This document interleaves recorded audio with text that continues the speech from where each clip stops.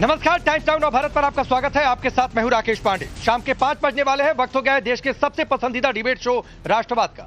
राष्ट्रवाद यानी देश से बढ़कर कुछ नहीं। मेरी मौजूदगी इस समय संभल में है।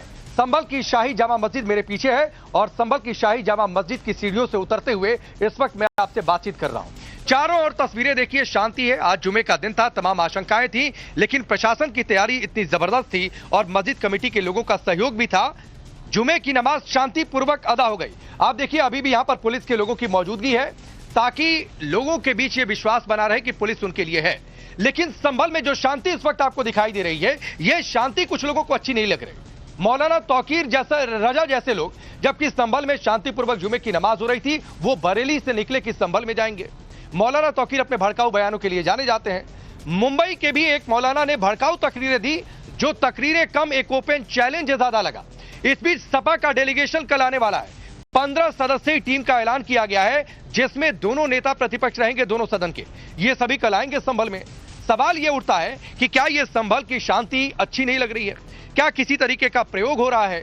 इन सभी बातों पर हम चर्चा करेंगे और सवाल इस बात को भी लेकर उठेंगे कि जमीयत की ओर से बार बार यह कोशिश क्यों हो रही है कि पत्थरबाजी के दौरान जो लोग मारे गए, जो पत्थर चला रहे थे, उनकी जान अगर गई है तो उन्हें शहीद बताने की एक ऐसी सियासत है। सारी बातों पर चर्चा, लेकिन पहले एक रिपोर्ट आप देखिए।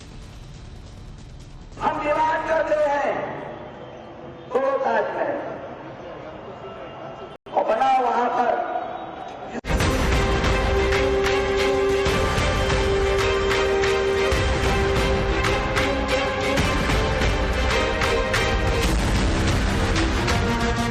संभल में आज शुक्रवार के दिन जुमे की नमाज के वक्त सुरक्षा कड़ी थी। शाही जामा मस्जिद के दरवाजे पर भारी फोर्स तैनात था। किसी तरह की कोई अनहोनी ना हो, इसलिए ड्रोन कैमरों से नजर रखी जा रही थी। कड़ी सुरक्षा के बीच संभल में आज जुमे की नमाज शांतिपूर्ण तरीके से अदा की गई। संभल में अब सुरक्षा कड़ी है, सब शांत है, मगर संभल की इस शांति के बीच भड़काऊ मौलाना गैंग एक बार फिर से एक्टिव हो गया। मौलाना तौकीर रजा संभल हिंसा के लिए पुलिस प्रशासन पर आरोप लगा रहे हैं।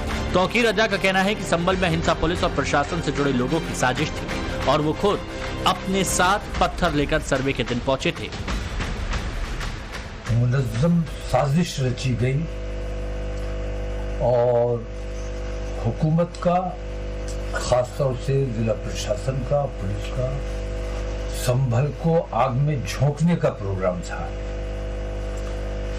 लेकिन वहां के मुसलमानों ने बहुत सूझबूझ से काम लिया और बेईमानी के फैसले के बावजूद कोई नाराजगी का इजहार नहीं किया।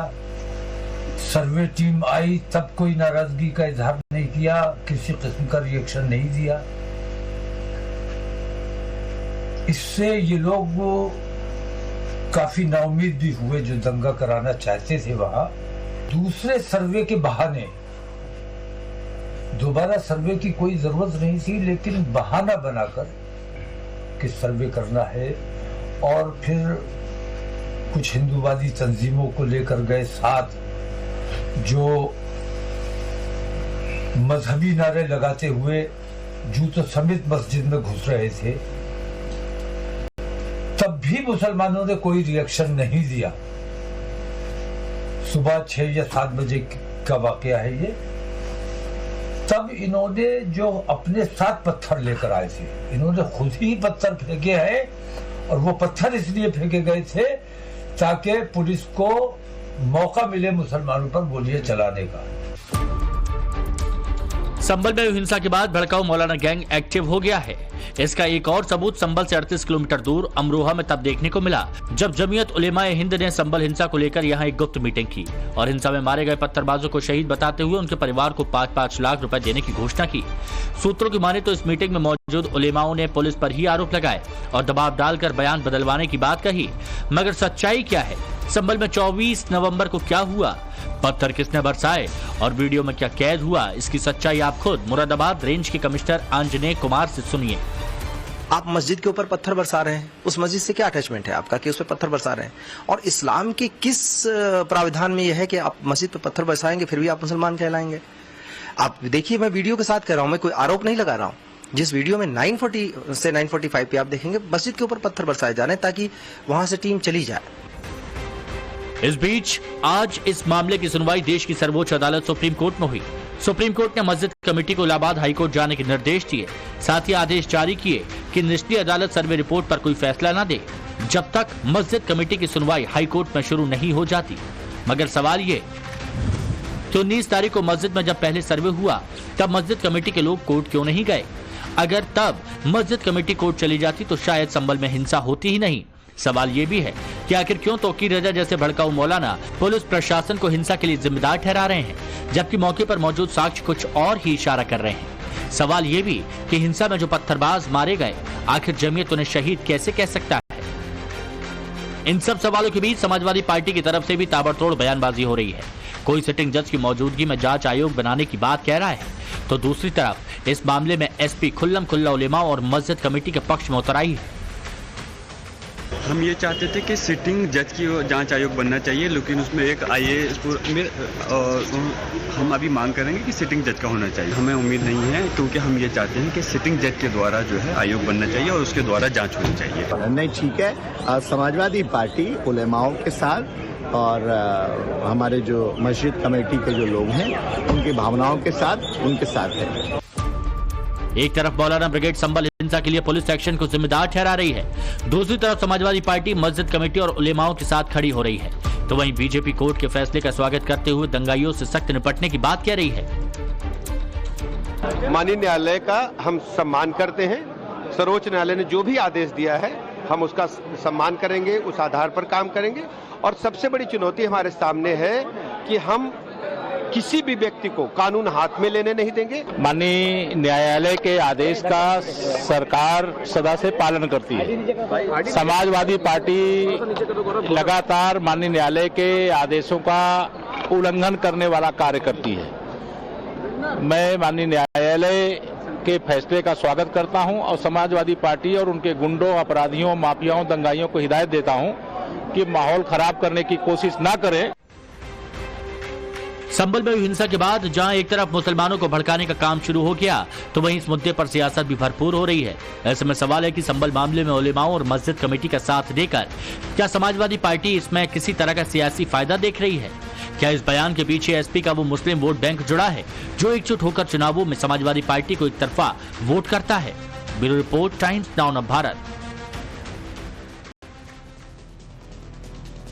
तो आपने ये रिपोर्ट देखी, किस तरीके से मौलाना तौकीर चाह रहे थे, जबकि बाहरी लोगों के प्रवेश पर यहाँ पर पाबंदी लगी हुई है। सब कुछ शांतिपूर्वक है, अभी भी यहाँ पर अच्छे से शांति है, कोई यहाँ पर आपको दिख भी नहीं रहा होगा। नमाज पढ़कर लोग अपने अपने घर जा चुके हैं।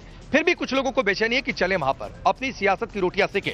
और संभल में आज शांति, तो जुमे के दिन मुंबई में एक मौलाना नजर आए और वहां की मस्जिद से तकरीरें दी गई। ये तकरीर कम, एक ओपन चैलेंज ज्यादा लग रहा था। मुंबई की मस्जिद से की जा रही इन तकरीरों में हर उस इमारत को तोड़ने की चुनौती दी जा रही थी कि जिन्हें मुगलों ने बनाया है। सुनिए आज मुंबई की हांडी मस्जिद से क्या कुछ कहा गया, ये बयान आपको बहुत ध्यान से सुनना चाहिए। हम डिमांड करते हैं दो ताज महल और बना वहां पर जिसका भी मंदिर चाहे।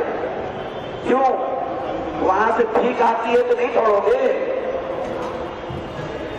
हाँ, तोड़ो ना उसको भी। मुगलों का बनाया हुआ है। मुगल जालिम थे, जाबिर थे, लुटेरे थे, कातिल थे। खाली रास्ते का नाम बदलने से काम नहीं चलने वाला। ताजमहल मुगलों की बहुत बड़ी निशानी है, उसको मिटा देना चाहिए। लाल किला भी मुगलों ने बनाया है, जहां से हमारे प्राइम मिनिस्टर साहब सबका साथ, सबका विकास, सबका विश्वास।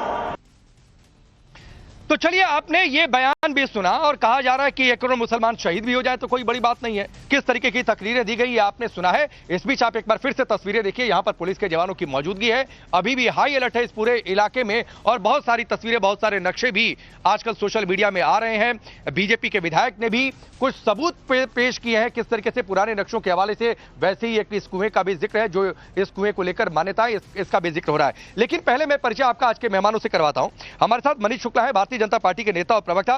करण वर्मा पॉलिटिकल एनालिस्ट के तौर पर। डॉक्टर पवन राव अंबेडकर हैं, एमआईएम पार्टी के नेता और प्रवक्ता। हाफिज नूर अहमद अजहरी हैं, इस्लामिक स्कॉलर के तौर पर।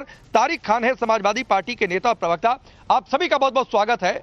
मैं शुरुआत आज भी अजहरी साहब आपसे करता हूं, क्योंकि धार्मिक मसला है और उसको लेकर यह पूरा बवाल आगे बढ़ा। सब कुछ यहां पर शांति है। बड़े अच्छे से जुमे की नमाज हुई। मस्जिद कमेटी के लोगों ने कहा कि प्रशासन का पूरा सहयोग, जितने नमाजी थे बहुतों से मेरी बातचीत हुई, उन्होंने कहा बहुत शानदार व्यवस्था प्रशासन ने की है। उसके बावजूद मुंबई की हांडी मस्जिद से तकरीर और कहा जा रहा है कि 1 करोड़ मुसलमान शहीद भी हो जाएं। यह कैसी भाषा? मौलाना तौकीर को क्या जरूरत थी जब उनको डिटेन करना पड़ा उनको यहां आने से रोकने के लिए?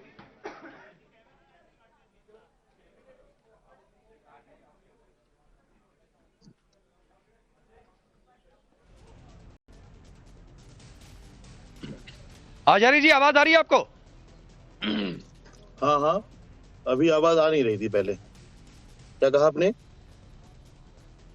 आजारी जी, सवाल आपसे यह है कि जब संभल में सब शांति है, शांतिपूर्वक जुमे की नमाज हुई, नमाहा आपकी आवाज आ रही है, नमाजी बड़े खुश भी रहे प्रशासन की व्यवस्था से, पुलिस की सुरक्षा व्यवस्था से, फिर भी मुंबई की हांडी मस्जिद से भड़काने वाली तकरीरें। मौलाना तौकीर चाह रहे थे कि आज ही संभल पहुंच जाए। पुलिस की क़यादत और सदारत में, पुलिस की देख रेख में जो 5-5 लोगों की गोलियां मार दी गईं, क्या वो बात आपको अच्छी लग रही है?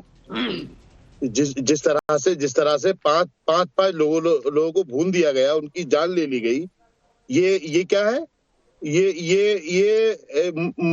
मैं पूछना ये चाहता हूँ कि हमारे देश की वैसे तो न्याय प्रक्रिया बहुत सुस्त है, बहुत स्लो है, और जब मस्जिद या किसी मुसलमान का इस तरह का कोई मामला आता है, तब ये 2-2.5 घंटे में इस तरह से सारी किसने मार दिया जाती है। आजारी जी, किसने मार दिया? नहीं, आजारी जी, किसने मार दिया? डीएमएसपी। आप जानते हैं किसने मारा? किसने मारा? ने मारा। है आपके पास सबूत? मैं कह रहा हूँ। नहीं, फिर भाई हजारी जी, आपको नहीं, मुझे लगा था कि शायद आप शांति की बात करेंगे। आप बड़ी अच्छी बातें करेंगे। नहीं, देश के सबसे पुराने मीडिया हाउस पर, चैनल पर लाइव बैठकर आप कुछ ऐसी बातें करेंगे कि एक पॉजिटिव मैसेज जाए। और शांति भी हम ही मतलब सारी उम्मीदें हम ही से, आपको ना उनसे नहीं है जो लोग अशांति फैला रहे हैं, जो लोग मस्जिदों के अंदर, मस्जिदों के नीचे मंदिर ढूंढ रहे हैं। मतलब आपने तय कर लिया है? नहीं, हाफिज नूर अहमद अजहरी, आपने तय कर लिया है कि आप शांति नहीं रखेंगे? हाँ, कौन कह रहा है? हमारी शांति की वजह तो है या ये जो आज सब लोग आपने कहा कि सारी उम्मीदें हम ही से रखो, हम ही शांति भी रखें। आप ही ने भी कहा, 5 लोग मर गए, लोग खामोश बैठे हैं। 5 लोग मार दिए गए और अरे तो 5 लोग मर गए तो पुलिस जांच कर रही है कि 5 लोग कैसे मर गए? शांति तो कौन करे? पुलिस जांच? पुलिस खुद तो दोषी है, पुलिस क्या करेगी? जांच करेगी? तो ये आपने तय कर लिया? सपने में देखा हजारी जी आपने कि पुलिस दोषी है? हमने देखा वीडियो, हमने रिवॉल्वर चलाते हुए देखे हैं वीडियो, हमने गन चलाते हुए देखे हैं वीडियो ना। अच्छा। आपके पास नहीं आए होंगे शायद, मुसलमान होता तो आ जाते। हाँ, अच्छा, दिख रहा है सब।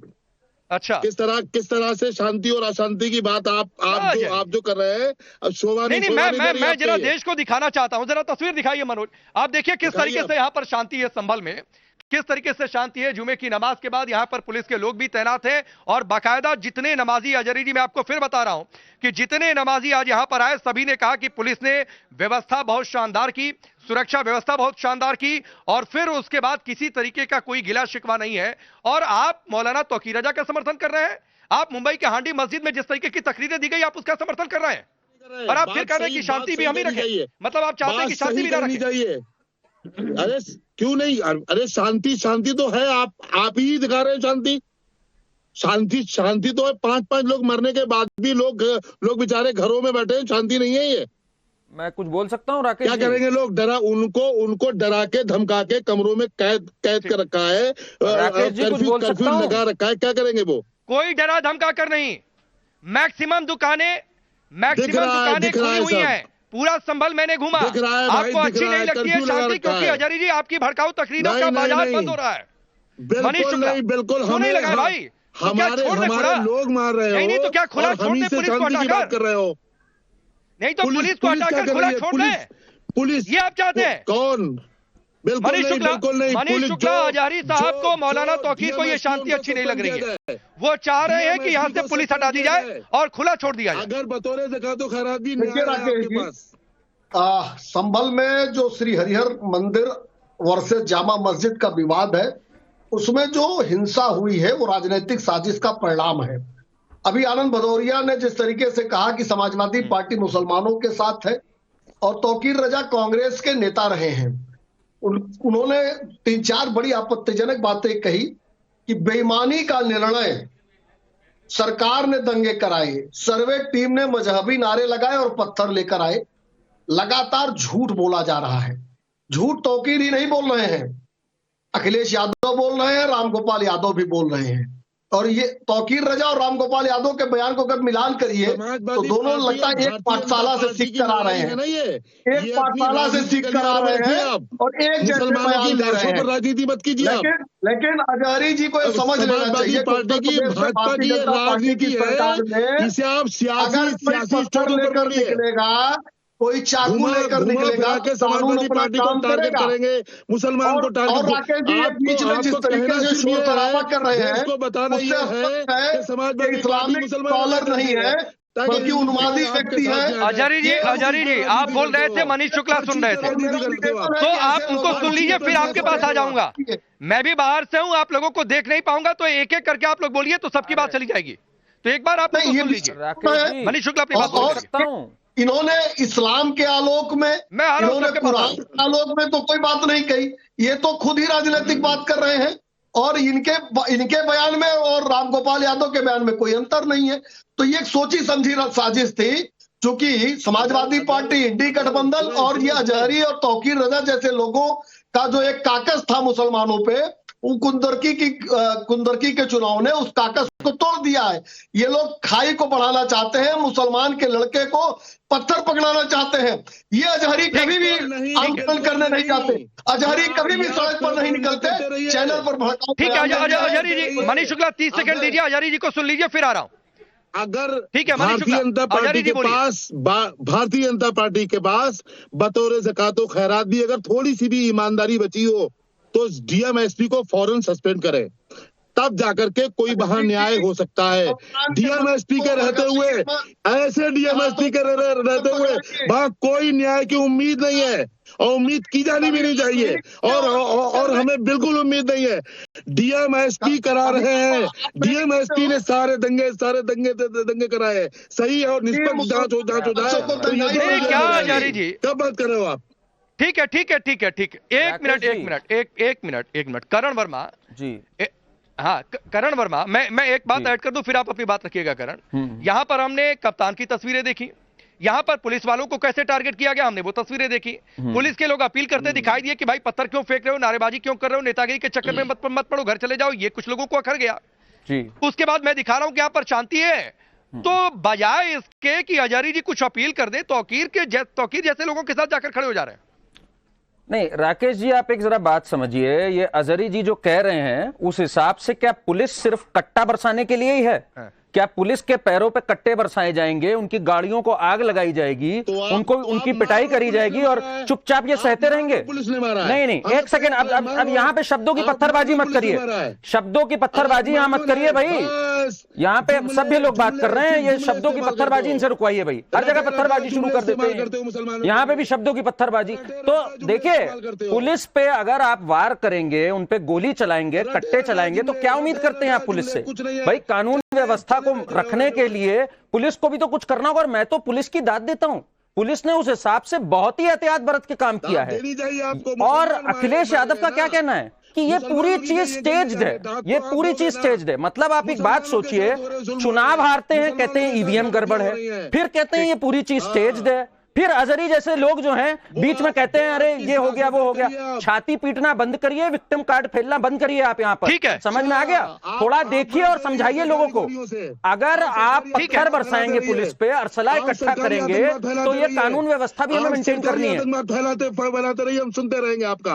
वैसे भी लोग आइडेंटिफाई किए गए, वैसे भी लोग आइडेंटिफाई किए गए।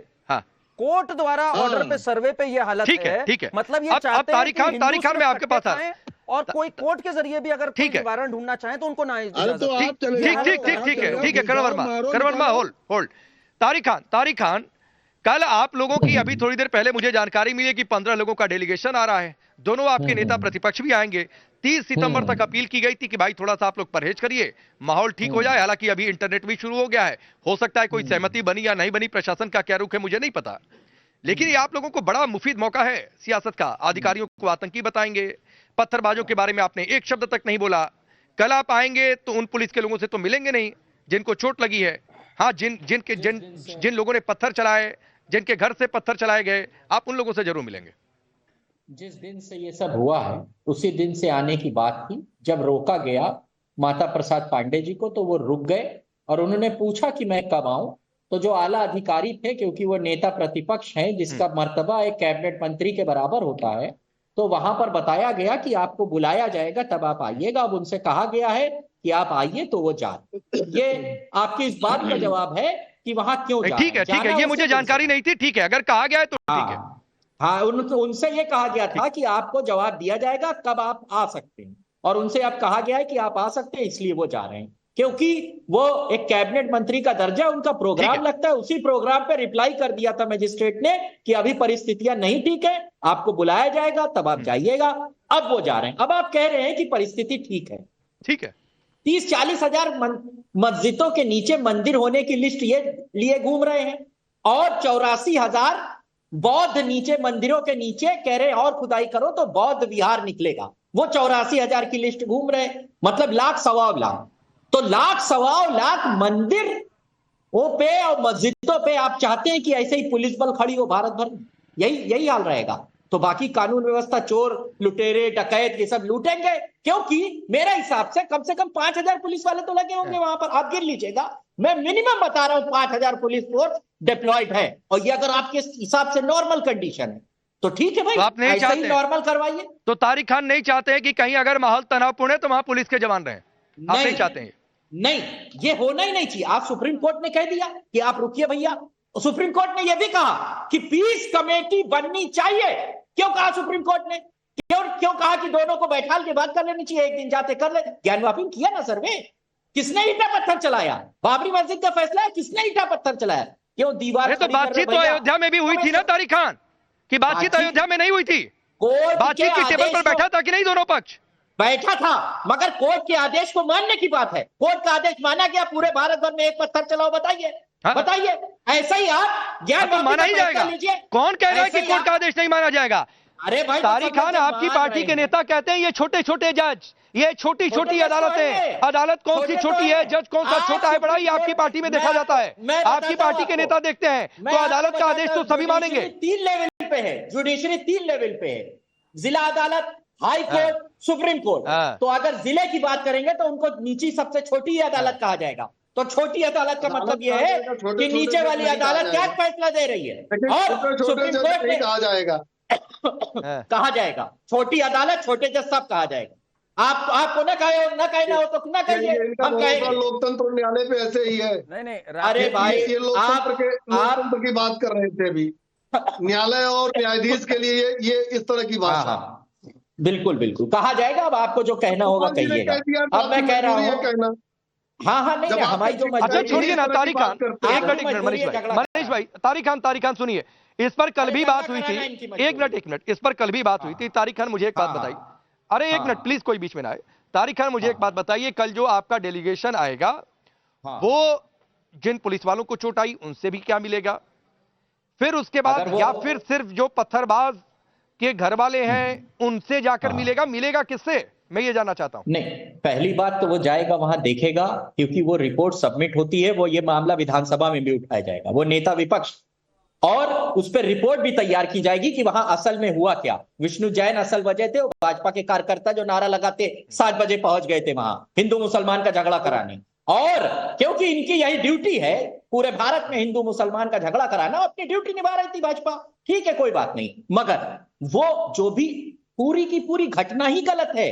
मैं ये कह रहा हूं, अगर शुरुआत में ही संभाल लेते वहां के अधिकारी तो आप देखिए, अभी देखिए मिलेगा किससे? सबसे मिलेंगे। देखिए, कोई पक्ष की बात किससे मिलेगा? कुछ तय है? देखिए, दौरा करेगा, जायजा लेगा परिस्थितियों का, तो समझ में आ गई। किससे? मुझे समय देते, माता प्रसाद जी से मैं पूछ के बता देता। अगर मुझे समय दे तो मैं फोन करूं उनको, मेरे कांटेक्ट में रहते हैं वो लगातार। कर लीजिए, मैं कॉल करूं उनसे, पूछ मुझे समय दीजिए। बहुत अच्छी बात है। ये कौन सी बात है? आपका एंकर चलिए मैं आपको 5 मिनट समय देता हूं। इनकी ऑडियो थोड़ा डाउन रखिएगा। मैं आपको नहीं, आपको समय ही दे देता हूं तारिक खान, मैं आपको समय दे देता हूं।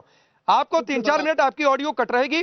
आप इशारा करिएगा, पीसीआर आप मुझे इन्फॉर्म करिएगा। तब तक मैं पवन राव अम्बेडकर के पास जाता हूं। आप पूछ लीजिए सर किससे किससे मिलना है, जरा पूछ लीजिए, आप मुझे बताइएगा ताकि ये मैसेज भी जाए। आप पूछिए, इनकी आवाज थोड़ी स्क्रीन पर रखिएगा लेकिन ऑडियो कट रखिएगा पीसीआर। अब पवन राव अम्बेडकर, मुझे एक बात बताइए, आप एक पक्ष मुस्लिम पक्ष सुप्रीम कोर्ट गया, जाना भी चाहिए। सुप्रीम कोर्ट ने एक आदेश दिया कि अभी सर्वे रिपोर्ट सील रखी जाएगी, खोला नहीं जाएगा। क्या सही क्या गलत है ये अभी नहीं देखेंगे, अभी लोअर कोर्ट कोई डिसीजन ना दे, हाई कोर्ट की अनुमति के बिना, कई सारे उसके पॉइंटर्स हैं।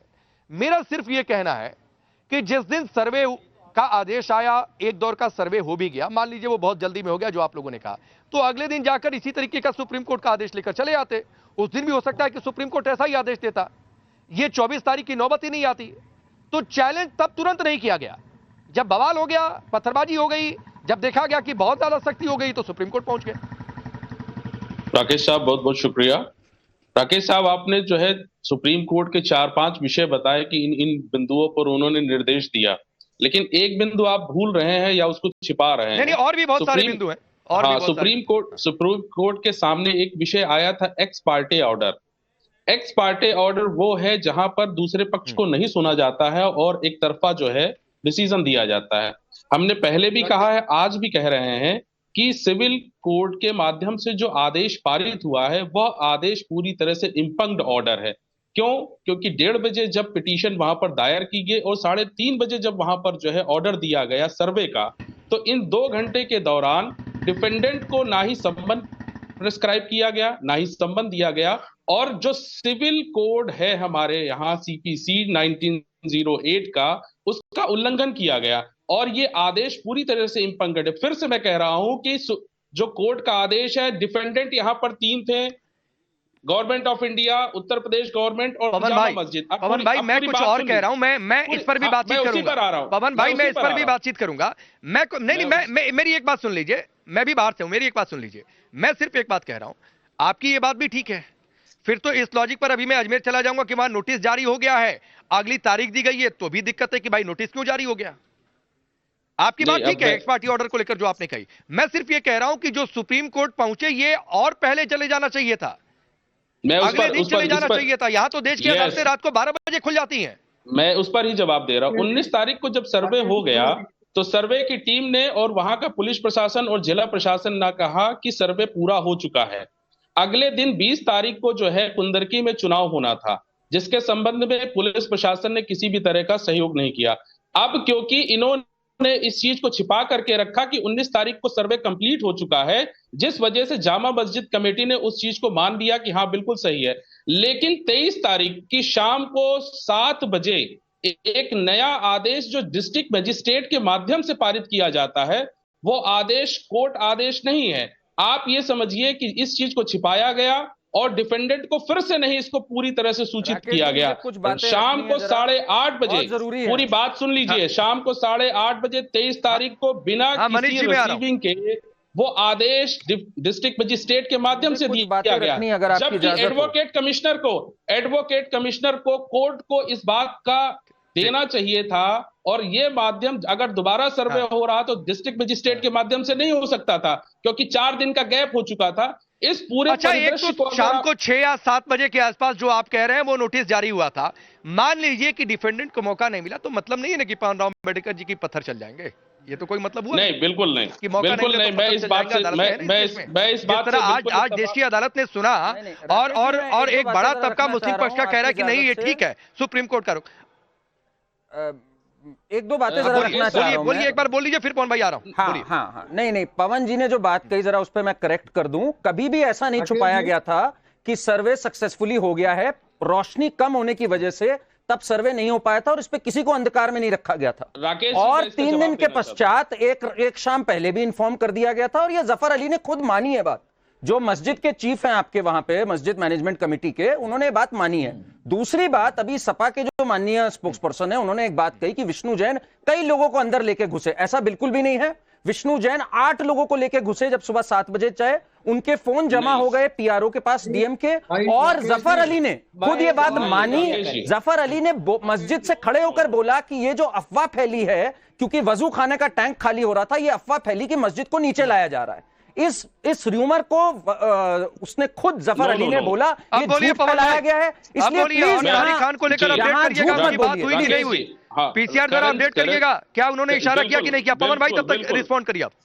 करण साहब, आपको ये पता होना चाहिए कि इस समय सर्दी का मौसम चल रहा है। शाम को 6:30 बजे अंधेरा वैसे भी हो जाता है। जो सर्वे की टीम जो एक बहाना बना रही है, शाम को 6:15 बजे सूरज डूब जाता है, अंधेरा वैसे भी रहता है। तो और पूरी बात सुन लीजिए, पूरी बात सुनिए, बीच में पूरी बात सुनिए, पूरी बात ना कि सर्वे नहीं हो पाया। आप बोल रहे थे 3 दिन तक ये छुपाई बात, वो आप गलत पूरी बात नहीं, पूरी बात सुनिए। 8:30 बजे जब वहां से सर्वे की टीम निकल जाती है तो वहां पर यह निर्धारित होता है कि ये सर्वे पूरा हो चुका है। नहीं हुआ ये निर्धारित, ये नहीं हुआ निर्धारित। पूरी बात सुनिए, आप गलत बोल रहे हैं, सॉरी। पूरी बात बोलिए आगे, पूरी बात सुनिए, पहले पूरी बात सुनिए। 8:30 बजे सर्वे की टीम वहां निकलती है और जहां पर यह तय होता है कि सर्वे कोर्ट को फिर से प्रेजेंट किया जाएगा। ठीक है, 29 तारीख को। अच्छा रुकिए, ये आपकी बातचीत मैं आगे करूंगा। पवन भाई रुकिए, तारिक खान ने इशारा किया, बोलिए तारिक भाई। भाई ऐसा है, मैंने मेदांता हॉस्पिटल में रूटीन चेकअप के लिए मेदांता हॉस्पिटल आ रहा हूं, इसके बाद मनीष जी तुरंत आपके पास। मेदांता हॉस्पिटल में आपको नहीं ये बता रहा है, मैं बहुत देर मेदांता हॉस्पिटल में रूटीन चेकअप कराने गए हैं। मैं तुरंत इसके बाद आ रहा हूं, तारिक खान। हाँ, मेदांता हॉस्पिटल में मेरी बात हुई, वो रूटीन चेकअप कराने के लिए इस वक्त मेदांता हॉस्पिटल में आप पता भी कर सकते हैं। उसके बाद उन्होंने कहा कि अभी मेरी उनसे बात होगी, उनके पीए से मेरी बात हुई। उन्होंने कहा कल वो वहां जा रहे हैं, मैं जैसे ही वहां से वो निकलते हैं मैं आपकी बात कराता हूं। जो करण भाई है उनकी बात का जवाब दे दूं। करण भाई, इस पे हम लोग लगातार बहस कर रहे हैं कि वीडियो 7 बजे का है या 11 बजे का है। करण भाई, जांच हो जाए। हम कह रहे हैं 7 का है, आप कह रहे हो 11। ठीक, एक ये पॉइंट है। दूसरा पॉइंट जो आप बता रहे हो कि अंदर नहीं गए लोग, अंदर मैं नहीं कह रहा हूं लोग गए, वहां जो गेट था मस्जिद तक, वहां तक लोग नारेबाजी करते हुए आए। मैं ये कह रहा हूं ये कहीं भी नहीं लिखा था। मेरा क्लेम है, आपका क्लेम कुछ और है। सुन लो करण भाई, हम लोग लगातार इस पे बहस कर रहे हैं। आपका क्लेम कुछ और है, आपकी पार्टी से तो बहुत सारे तारिक भाई ऐसे क्लेम हैं जो बिना सिर पर के क्लेम है। आप अधिकारी को आतंकवादी बता देंगे, आप कहेंगे कि पुलिस ने ही मार दिया, बिना किसी सबूत के सबूत दिखा नहीं पाएंगे। मैं मुंबई के हांडी मस्जिद से तकरीर की गई, उस पर पूछूं, यहाँ पर चुप्पी सज जा रही है। मौलाना तौकीर क्यों आना चाह रहे थे, उस पर आप लोगों की चुप्पी सज जाती है। लेकिन हाँ ठीक है सर, ठीक है मनीष, 4 लोगों का मर्डर, 1 सेकंड 5 सेकंड और दीजिए। आज मुकदमा दर्ज हुआ है एसपी के खिलाफ चंदौली के। संभव जो हिंसा है उस पर केवल एक बात कहनी है, सर्वे कोर्ट, सर्वे टीम में कितने लोग गए ये लीगल विषय है। और हमको लगता है कि जो जिस न्यायाधीश ने विषय को सुना वो भी प्रैक्टिस, हमको लगता है कि जो लोग टीवी चैनलों के डिबेट में तमाम तर्क दे रहे हैं पक्ष में, वो एक दिन चले जाए, खड़े हो जाए। देखिए, मूल विषय ये है कि समाजवादी पार्टी, कांग्रेस और ये लोग हिंसा चाहते थे। इनकी मदद तमाम इस तरह के तौकीर रजा जैसे लोग भी कर रहे थे।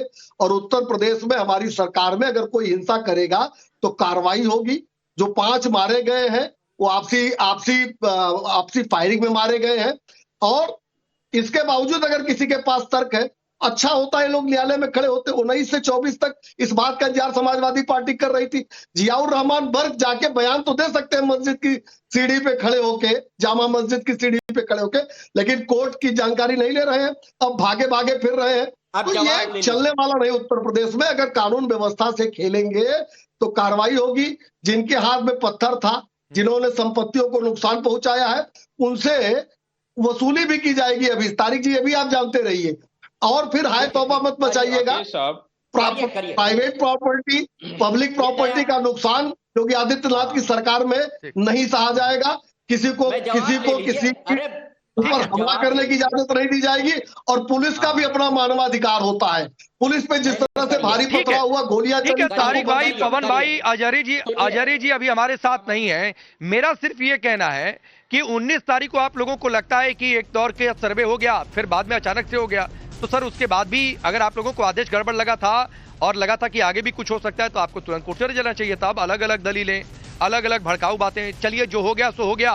पुलिस जांच कर रही है, कोर्ट मामले को देख रही है। उसके बाद मुंबई की मस्जिद से अलग तकरीर हो रही है, मौलाना तौकीर अलग चाह रहे हैं। तो इसकी तो आलोचना करिए कि भाई संभल में शांति है, मुंबई में बैठकर वहां पर तकरीरें की, पता नहीं क्या हो जाएगा, कौन शहीद हो जाएगा। इस तरीके की बातें अच्छी लगती है क्या? कम से कम इसकी आलोचना करिए। सियासत के लिए सब कुछ दांव पर लगा देंगे। खैर, वक्त इतना ही। आप सबका बहुत बहुत शुक्रिया।